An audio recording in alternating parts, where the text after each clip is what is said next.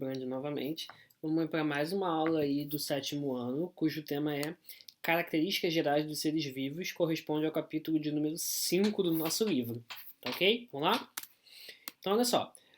A gente estava falando sobre evolução dos seres vivos e tal, e a gente vai começar, eventualmente, se aprofundar, né, um pouco mais no estudo das características dos seres vivos, o que eles têm que os caracterizam como isso, como diferenciar os seres vivos, tá? Só que para isso acontecer, a gente precisa entender alguns conceitos antes, tá bom? Então vamos com calma aqui, olha só. A primeira coisa que a gente precisa ver é o conceito de citologia, que a gente vai ver de uma maneira mais aprofundada em relação ao corpo humano lá no 8º ano. Mas aqui no 7º ano, do que a gente precisa? A gente precisa entender que a citologia é o ramo da biologia que vai estudar as células. Dá um pause. O que são células? Olha aqui do lado, ó.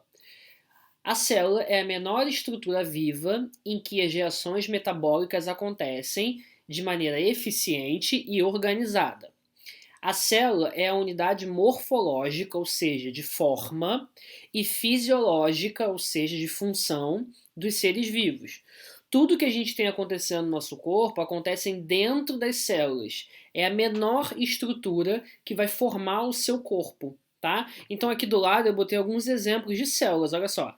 Eu tenho aqui o miócito, que é a célula de sistema muscular. Eu tenho o leucócito, que é a célula de sistema imune, sistema de defesa, tá? Eu tenho aqui os neurônios, que é a célula de sistema nervoso, tá? Eu tenho aqui célula vegetal, de plantas, tá bom? Todos os seres vivos, eles têm que ter algum tipo, pelo menos uma, na verdade, né? Pelo menos um tipo de célula, tá ok? Para ele ser considerado como um ser vivo, tá? Então esse é o básico de onde a gente vai partir. Para ser vivo, a gente precisa ter célula, tá? Então vamos lá. De que forma? Quais são os formatos dessas células? Aí olha aqui que legal que eu botei, ó, algumas que a gente já viu. Eu tenho uma célula aqui, ó, célula sanguínea do sangue, que ela é arredondadinha e achatada no meio, tá? Eu tenho aqui célula, perdão, espermatozoide, que é uma célula, na verdade, né, uma célula reprodutora masculina, tá? Eu tenho aqui célula do fígado, que é o hepatócito. Então eu tenho vários tipos de células com formas diferentes, com tamanhos diferentes, tá? Isso vai ter muito a ver com o que ela faz e tal, onde é que ela está se localizando, tá bom? E aí, em relação ao número de células, a gente vai diferenciar os indivíduos em uni ou multicelulares. Pode ser pluricelular também, tá? Então a gente vai classificar os indivíduos aqui de várias maneiras diferentes. Uma dessas maneiras é em relação ao número de células. Eu tenho indivíduos que podem ser unicelulares, ter uma célula só, e eu tenho indivíduos que podem ter mais de um tipo de célula, tá bom? Vamos ver aqui, olha só. Os seres uni vem de um. Os seres unicelulares são aqueles que são formados por apenas uma célula, só uma. Por exemplo, os exemplos estão na ordem, tá? Ó, primeira fotinha aqui, bactérias.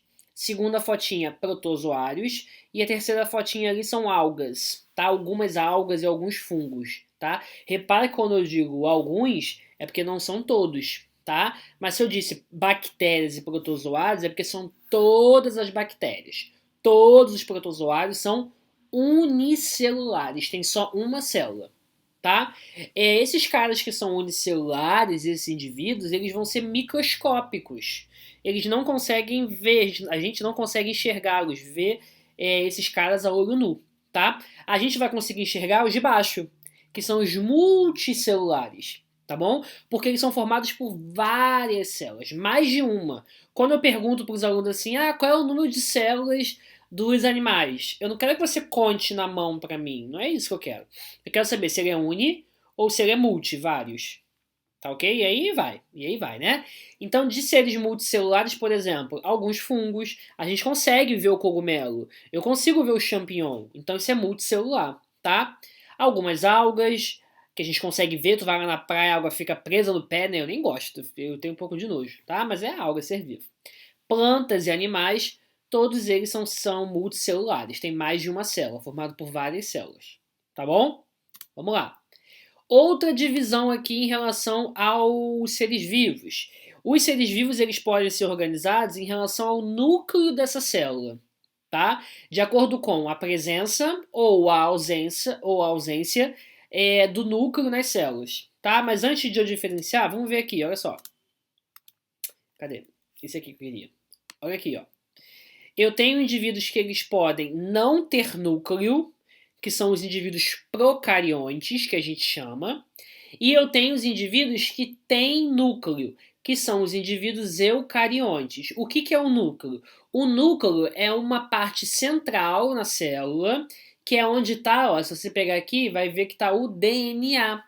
Tá? O DNA ele é uma das partes mais importantes da célula, porque é ele que contém toda a informação genética.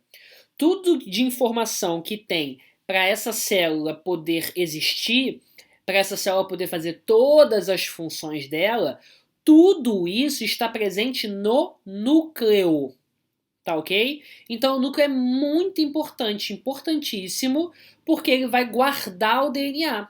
Só que tem ser vivo, olha aqui, ó, tem ser vivo que não tem núcleo, ele não vai ter organelas. As organelas são essas estruturas aqui, ó, que realizam várias funções no nosso corpo. Respiração celular, produz proteínas, produz lipídios, né, gorduras, tem várias coisas que eles fazem, tá? A gente viu no sexto ano essas organelas. Os procariontes não tem nada disso, não tem nada. Nada. Procarionte. Não tem membrana nuclear, não tem núcleo, tá ok? Tá bom? O exemplo que a gente dá aqui são as bactérias. As bactérias são seres procariontes, não tem núcleo e nem organelas. Mas quem tem? Como é que se chama? Eu. Eu sou um animal. Eu sou eucarionte, porque eu tenho núcleo, tá? Então os seres eucariontes são indivíduos que vão apresentar a célula com núcleo, com membrana nuclear, né? E presença de organelas. E aí, a maior parte dos seres vivos, né? Olha aqui, ó. Protozoários, algas, fungos, plantas e animais. Toda essa galera é eucarionte. Toda essa galera tem núcleo, tá bom? Ok? Em relação à nutrição, como que os seres vivos comem? Como que eles conseguem o alimento deles? Tem ser vivo que produz o próprio alimento, ele é autossuficiente, ele mesmo dá conta dele. Tem ser vivo que não produz, ele vai ter que se alimentar de um outro indivíduo. Então olha aqui, ó. Os seres autotróficos, auto vem de suficiente, ele mesmo consegue fazer. Então, se ele é autotrófico, é porque ele mesmo consegue fazer o próprio alimento dele. Ele não precisa se alimentar de outro indivíduo. Então, algumas bactérias fazem isso, as plantas, né, fazem a fotossíntese que a gente chama, tá? E algumas algas, e as algas também, né, realizam esse processo aí de produção do próprio alimento, tá? Agora, você, nós animais, nós não somos autotróficos, porque a gente não produz o nosso próprio alimento. Quando eu digo produzir o próprio alimento, eu estou falando de produzir dentro do corpo. Não é ir lá fazer o arroz, fazer o miojo, não é isso, tá? Porque, por exemplo, a gente está de quarentena. Se eu tivesse ficado preso lá na escola, dentro da sala, depois de 2 meses aí de quarentena, tu voltasse lá, eu já tinha, ó, eliminado. Já tinha sido eliminado. Porque eu não produzo meu alimento. Então, se eu ficasse dentro da sala, podia ter água, podia ter luz, podia ter sol, mas não adianta. Eu não sei produzir o meu alimento, então eu ia acabar morrendo, porque eu não ia ter nada para me alimentar ali, tá? Então esses caras que têm que se alimentar de outros seres vivos, a gente vai chamar eles de heterotróficos, porque eles não produzem o próprio alimento. Eles vão ter que se alimentar de um outro ser vivo, tá? Algumas bactérias, os fungos, os protozoários, os animais, são heterotróficos. Eles precisam se alimentar de outro indivíduo, tá bom? Então vamos lá. Para a gente testar agora, tira um print aí do exercício. Escreve o nome, no número 1, eu quero que você escreva o nome de um ser vivo. Você vai botar o nome desse ser vivo. Bactéria, protozoário, é fungo, o que que é, tá? Que seja unicelular, pluricelular, eucarionte, procarionte, e aí vai ficando mais interessante. Um cara que seja os dois, tanto unicelular quanto procarionte, tanto unicelular quanto eucarionte, pluricelular e eucarionte, tá? Número 2, você vai diferenciar os seres que são autotróficos dos seres que são heterotróficos. Número 3, eu te dei uma afirmação. As bactérias não possuem núcleo e nem DNA. Quero saber se você concorda e justifica. E na número 4, eu quero saber como que os seres vivos, como que os seres autotróficos, perdão, conseguem produzir o próprio alimento. Tá bom? Respondeu, tirou uma foto, manda pro tio aqui, tá? Aqui tem as instruções de como que você pode mandar a atividade, como que você entra em contato comigo, pelo meu e-mail, pelo meu Instagram e por comentários lá no post, lá do Classroom, do sala de aula, tá ok? E é isso, gente. Muito obrigado, tá, pela atenção. Veja o vídeo mais de uma vez para você conseguir entender. Tá com dúvida, me pergunta. A gente vai tentar te ajudar da melhor maneira possível, tá bom?